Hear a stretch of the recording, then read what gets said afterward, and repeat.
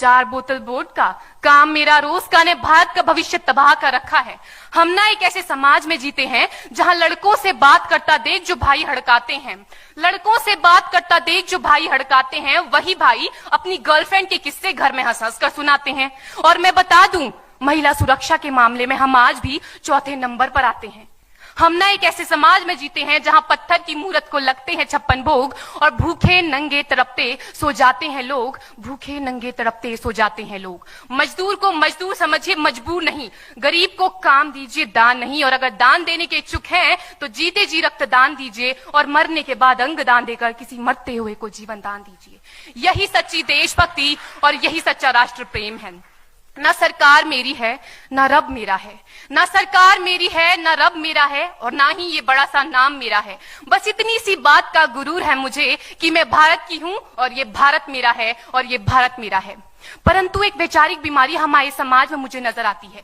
कहा जाता है हम दुनिया के सबसे बड़े लोकतंत्र हैं, जहां हिंदू पैदा होते हैं, मुस्लिम, सिख और ईसाई भी पैदा होते हैं, लेकिन बदकिस्मती है अब इंसान पैदा नहीं होते। और मेरे विचारों में ना हिंदू की जरूरत है ना मुसलमान की जरूरत है, राष्ट्र निर्माण के लिए केवल अच्छे इंसान की जरूरत है, केवल अच्छे इंसान की जरूरत है। जरा सोच कर देखिए, ये पेड़ पौधे और शाखाएं भी परेशान हो जाएं अगर परिंदे भी हिंदू और मुसलमान हो जाएं। एक शैक्षणिक बीमारी भी हमारे समाज में मुझे नजर आती है, और बड़े ही आश्चर्य की बात है जिस देश ने पूरी दुनिया को तक्षशिला और नालंदा देकर के विश्वविद्यालय शिक्षा की बुनियाद रखी, आज विश्व के 100 सर्वश्रेष्ठ विश्वविद्यालयों में हमारा एक भी विश्वविद्यालय खड़ा नहीं हो पाता। जहां एक और हमारे पास IIT, IIM और NIT जैसे शिक्षण संस्थान हैं, तो वहीं दूसरी ओर इस देश के गरीबों को बेरोजगारी की जमात में खड़ा करने के लिए उनके हाथ में सर्व शिक्षा अभियान का झुंझुना पकड़ा दिया जाता है। और मैं बता दूं, इस शैक्षणिक बीमारी का केवल एक कारण वो ये कि हमारे देश की शिक्षा नीति केवल 2 तरह के लोगों के लिए बनती है। पहले वो जो विद्वान हैं और दूसरे वो जो धनवान हैं। इसी तरह की कई गजब की बीमारियां हैं, और इन बीमारियों की जो जड़ है ना, वो हमारा अंधविश्वास। और मेरे विचारों में जब तक इस देश का युवा अपनी सफलता के लिए मंदिरों में जा जाकर नारियल फोड़ फोड़ कर भगवान को रिश्वत लगाता रहेगा, हमारे समाज का शिक्षित वर्ग ही बिल्ली के रास्ता काटने पर खड़े हो जाना, अपने धर्म अपनी जाति को ऊंचा मानकर दूसरों के धर्म की अवहेलना करता रहेगा, तब तक ना तो इस देश से अंधविश्वास खत्म होगा और ना ही हमारा राष्ट्र निर्माण संभव होगा।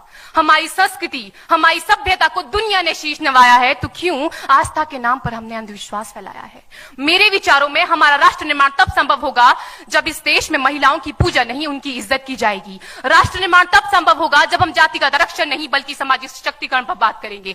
राष्ट्र निर्माण तब संभव होगा जब स्वच्छता अभियान में केवल सरकार नहीं बल्कि सड़क पर चलने वाला हर एक नागरिक हाथ बंटाएगा, स्वच्छ भारत स्वस्थ भारत को दिल से अपनाएगा। असल मायने में हमारा राष्ट्र निर्माण तब संभव होगा जब एक गरीब बच्चा मध्याह्न भोजन के नहीं बल्कि ज्ञान अर्जन के लिए सरकारी स्कूल की चौखट पर कदम रखेगा।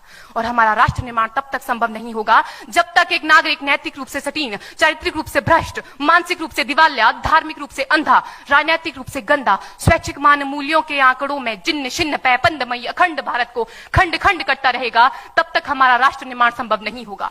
बड़ी बड़ी बातें नहीं, छोटी छोटी कोशिशें करनी होगी, क्योंकि ठोकर हमें पहाड़ से नहीं पत्थरों से लगा करती है। I being an Indian, I being a student, I being a symbol daughter of this motherland feel proud to be an Indian। और मैं सैल्यूट करना चाहूंगी सरहद पर दिन रात हमारी रक्षा के लिए खड़े हर उस जवान को, इस देश की पुलिस, प्रशासन और किसान को, और इस देश के हर उस व्यक्ति को जो अपना काम पूरी ईमानदारी, पूरी मेहनत और पूरी लगन से करते हैं, जिनके बिना राष्ट्र निर्माण की कल्पना करना भी असंभव सा लगता है। और आज इस मंच पर पूरी जिम्मेदारी के साथ मैं भारत की बेटी ये कहती हूं कि हमारा राष्ट्र निर्माण तब संभव होगा जब हम सभी, मैं, आप, हम सब मिलकर प्रयास करेंगे, क्योंकि हमारे देश की जिम्मेदारी नहीं है हमें आगे ले जाने की, हमारी जिम्मेदारी है अपने देश को आगे ले जाने की, अपने राष्ट्र को आगे ले जाने की, अपने वतन को आगे ले जाने की। शाली है कि हमने स्वतंत्र भारत में जन्म लिया। यूं तो आजादी की लौ 1857 में ही जल चुकी थी, जो वर्षाल बनकर 1947 में हमारे देश को आजाद कराई।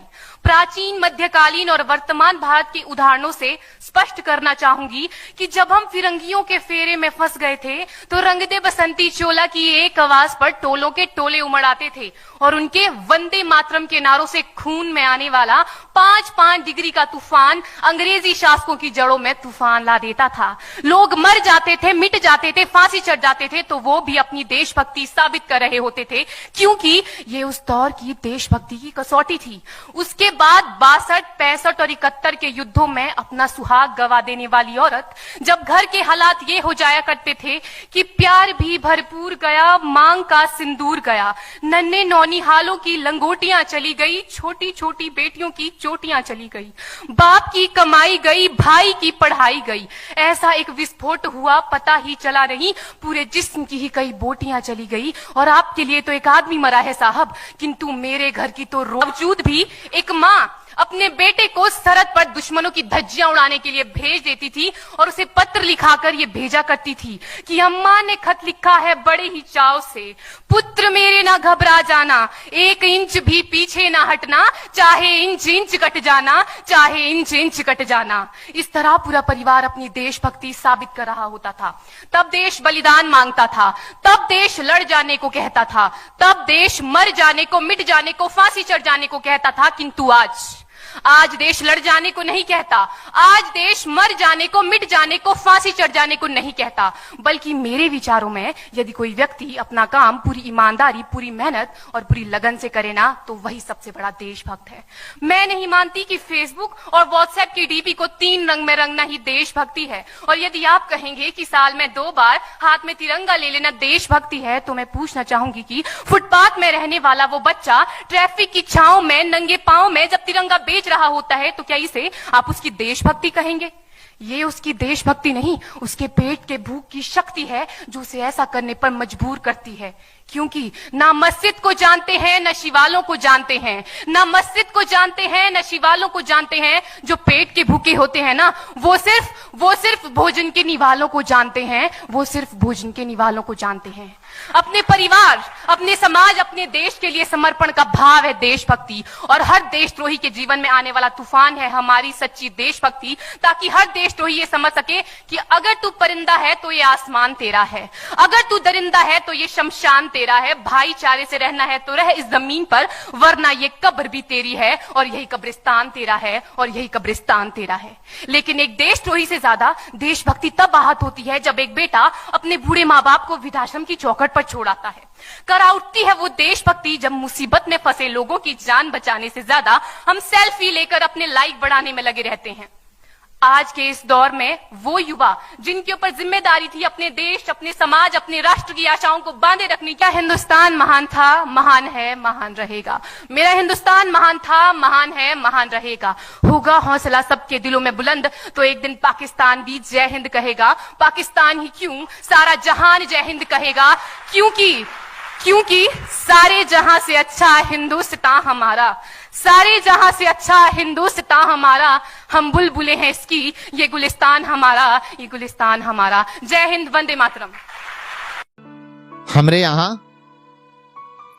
यहाँ वीकेंड फ्राइडे, सैटरडे और संडे नहीं होता है। हमरे यहाँ वीकेंड फ्राइडे, सैटरडे और संडे नहीं होता। हमरे लिए हफ्ता शुक्र, शनिचर और इतवार होता है। हमरे लिए हफ्ता शुक्र, शनिचर और इतवार होता है। और ये बर्गर, कोक, फ्राइज, डाइट ये सब इन शहर वालों के लिए नखरे हैं। हमरे लिए खाना लिट्टी चोखा और अचार होता है। हमरे लिए खाना लिट्टी चोखा और अचार होता है। और ये शहर वाले प्यार करके टूट जाते हैं। ये शहर वाले प्यार करके टूट जाते हैं। और जब हमारा दिल टूटता है ना, तो सीधे सर पे यूपीएससी सवार होता है। तो सीधे सर पे यूपीएससी सवार होता है। आना मेरे गांव में, दिखाएंगे तुमको कैसे सूरज को भी जमीन से प्यार होता है। और इतनी खूबियां है मेरे गांव की, तब जाके बिहार बिहार होता है।